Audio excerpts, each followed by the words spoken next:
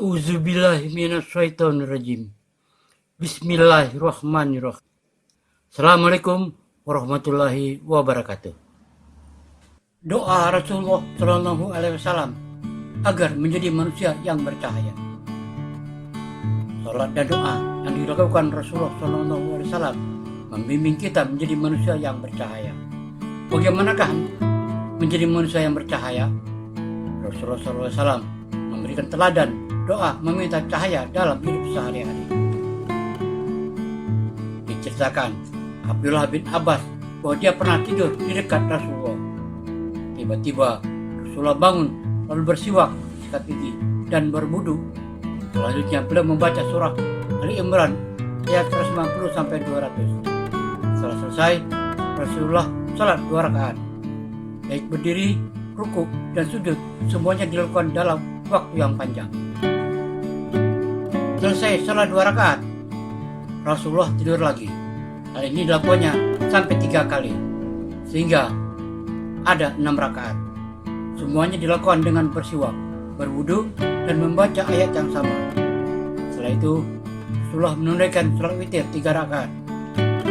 Selesai azan dikumandangkan muadzin, keluarlah Rasulullah untuk salat subuh. Beliau berdoa, Allahumma ij'al fi qalbi nuran wa fi lisani nuran waj'al fi sam'i nuran waj'al fi basyari nuran waj'al min khalfi nuran wa min amami nuran waj'al min fawqi nuran wa min tahti nuran Allahumma atini nuran. Ya Allah, jadikanlah di dalam hatiku cahaya, dan di dalam lisanku juga cahaya. Jadikanlah di dalam pendengaranku cahaya, dan di dalam penglihatanku juga cahaya. Jadikanlah dari belakangku cahaya, dan dari depanku juga cahaya. Jadikanlah dari atasku cahaya, dan dari bawahku juga cahaya. Ya Allah, berilah aku cahaya. Hadis riwayat Bukhari dan Muslim. Dalam doa tersebut jelas sekali bahwa yang pertama disebut adalah hati.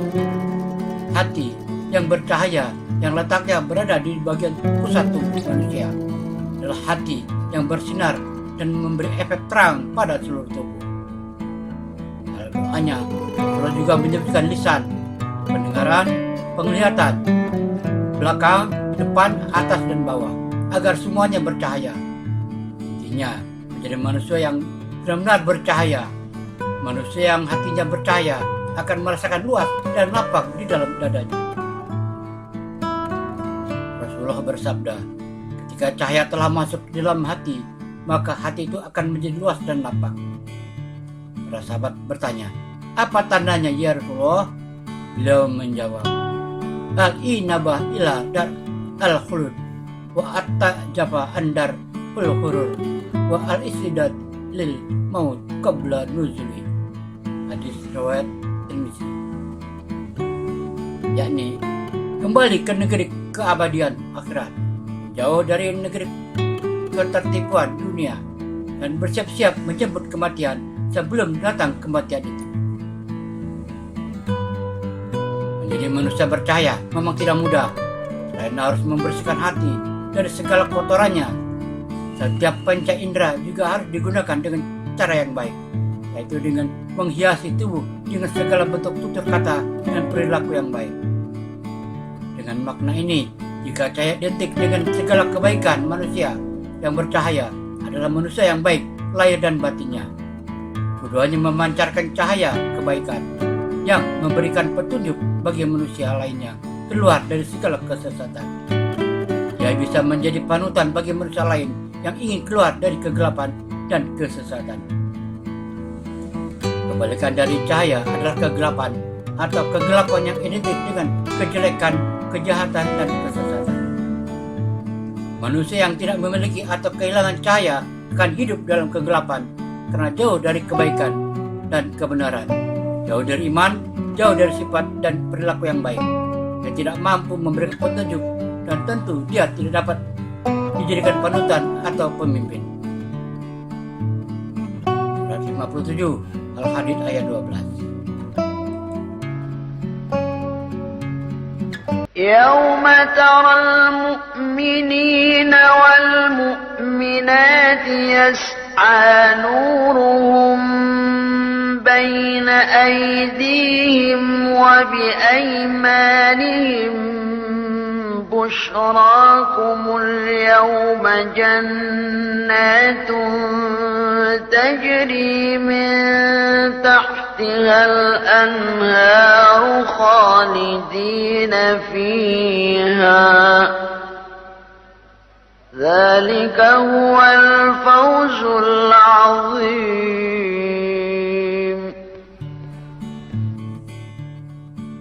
Yaitu pada hari ketika kamu melihat orang mukmin laki-laki dan perempuan, sedang cahaya mereka bersinar di hadapan dan di sebelah kanan mereka. Katakan kepada mereka, pada hari ini ada berita gembira untukmu, yaitu surga yang mengalir di bawahnya sungai-sungai, yang kamu kekal di dalamnya. Itulah keberuntungan yang besar. Ibnu Mas'ud radhiyallahu anhu berkata, mereka melewati sirat sesuai dengan tingkat keamalan mereka. Di antara mereka ada yang cahayanya seperti gunung, ada yang cahayanya seperti pohon, ada cahayanya setinggi orang berdiri, dan yang paling sedikit cahayanya sebatas menerangi empu kakinya, sesekali nyala, sesekali padam. Secercah cahaya iman. Surah 2 Al-Baqarah ayat 20. يكاد البرق يخطف أبصارهم كلما أضاء لهم مشوا فيه وإذا أظلم عليهم قاموا ولو شاء الله لذهب بسمعهم وأبصارهم إن الله على كل شيء قدير. Hampir-hampir kilat itu menyambar penglihatan mereka. Setiap kali kilat itu menyinari mereka, mereka berjalan di bawah sinar itu. Dan bila gelap menimpa mereka, mereka berhenti. Kalau Allah menghendaki Dia melenyapkan pendengaran dan penglihatan mereka. Sesungguhnya Allah berkuasa atas segala sesuatu. Ayat di atas adalah permisalan bagaimana kondisi orang munafik, orang yang berkumpul dalam dirinya iman dan kekafiran, tetapi mereka selalu memiliki keraguan dan hanya mencari keuntungan dari keduanya, karena orientasi hidupnya adalah keuntungan dunia belaka. Iman mereka terkalahkan dengan kepentingan hidup duniawi mereka, sehingga mereka mengalami kepanikan hidup seperti berada dalam kegelapnya awan dan sinar kilat yang menyambar. Dalam bahasa Al-Quran, cahaya adalah iman, maka kilat yang menyambar adalah cahaya iman. Orang munafik yang hanya sekejap saja menempel dalam dada mereka, tapi dengan cahaya yang sekejap itu, hakikatnya mereka dapat meneduhkan jiwanya. Akan tetapi, cahaya iman itu kalah dengan dominasi gelapnya awan. Awan yang gelap adalah kekafiran pada diri mereka, sehingga mereka tidak mampu beranjak dalam kegelapan tersebut. Hakikatnya, kondisi ini akan mereka alami di akhirat kelak. Iman adalah cahaya. Cahaya itu akan menerangi jalan mereka ketika mereka di sirat jembatan yang terbentang di atas neraka jahanam. Sedangkan orang kafir atau orang munafik, mereka akan mencari cahaya yang berasal dari orang-orang yang beriman. Mereka ingin memanfaatkan cahaya orang yang beriman agar mereka selamat dari gelapnya neraka. Tetapi semuanya sia-sia. Surat 57 Al-Hadid ayat 13. يوم يقول المنافقون والمنافقات للذين آمنوا انظرونا نقتبس من نوركم قيل ارجعوا وراءكم فالتمسوا نورا فاضرب بينهم بسور له باب باطنه وضرب بينهم بسور له باب باطنه فيه الرحمة وظاهره من قبله العذاب.